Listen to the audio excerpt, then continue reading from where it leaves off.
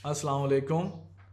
आइए सबक नसू और सलीम की गुफ्तगू के तीसरे नसर पारे यानी तीसरे पैराग्राफ की तशरीह की तरफ चलते हैं। उससे पहले रिवायत के मुताबिक आप हवाला मतन में नसू और सलीम की गुफ्तगू सबक के नाम में और मुसन्निफ़ के नाम में डिप्टी नज़ीर अहमद लिख देंगे। सियाको सबाक में आप ये लिखेंगे कि इस नसर पारे से पहले सलीम अपने वालिद नसू को उन 4 लड़कों की खूबियों के बारे में बता रहा है।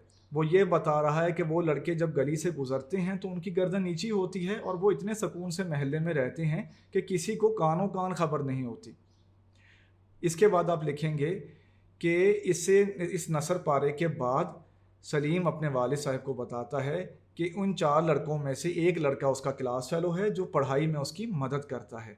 इन बातों को आप सादा अल्फाज में अपने अल्फाज में लिख देंगे तो आपका सियाको सबाक तैयार हो जाएगा। कोशिश किया करें कि किसी की के वर्ड या किसी टीचर के वर्ड हू बहू कॉपी ना किया करें, टोटली कॉपी ना किया करें, अपने लफ्ज़ों में लिखा करें। इस तरह आप जल्दी याद कर सकेंगे। आइए अब इस नसर पारे की तशरीह की तरफ बढ़ते हैं। तो इस नसर पारे में सलीम अपनी गुफ्तगू को कंटिन्यू करते हुए यानी गुफ्तगू का तसलसल है इसमें, वो इससे पहले वो उन 4 लड़कों की तारीफ़ कर रहा है, उस तारीफ़ को जारी रखते हुए ये बता रहा है अपने अब्बू को कि ये चारों लड़के आपस में भाई हैं। इसमें लफ्ज़ इस्तेमाल हुआ है ऊपर तले के। ऊपर तले के हम आपको मानी बता चुके हैं, यानी लगातार। ठीक है, चारों भाई हैं, इनके बीच में ना कोई और भाई है ना कोई और बहन है।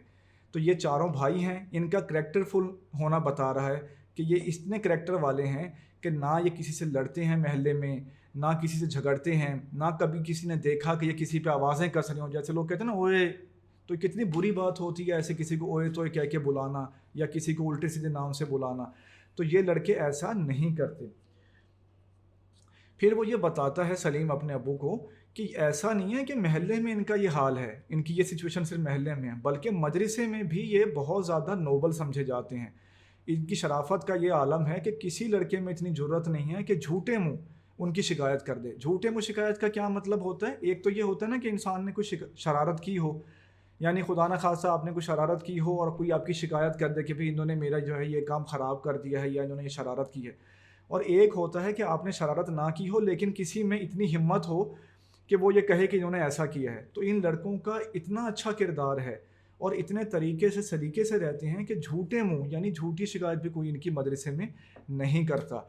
सलीम अपनी बात को जारी रखते हुए कहता है कि जब हमारे मदरसे में रिसेस होती है यानी ब्रेक होती है तो बाकी लड़के सब खेल कूद में मसरूफ़ हो जाते हैं और इन लड़कों की दीनदारी का यानी रिलीजियस होने का ये आलम है कि ये साथ वाली मस्जिद में चले जाते हैं, वहाँ ये नमाज़ पढ़ते हैं।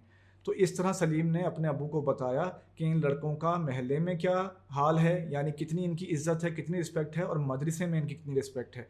इन सब बातों को आप अपने लफ्ज़ों में लिख देंगे तो आपकी इस नसर पारे की तशरीह मुकम्मल हो जाएगी।